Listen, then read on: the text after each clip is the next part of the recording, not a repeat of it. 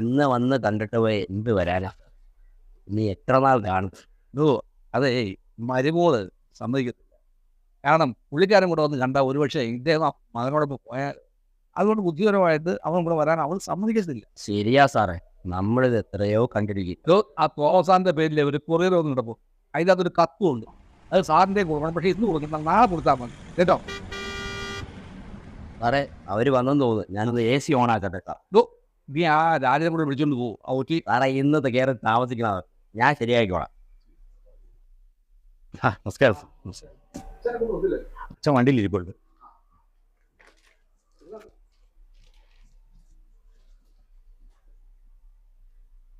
എല്ലാം വിശ്വാസമായിട്ട് ഒതുങ്ങിയിട്ടുണ്ടല്ല.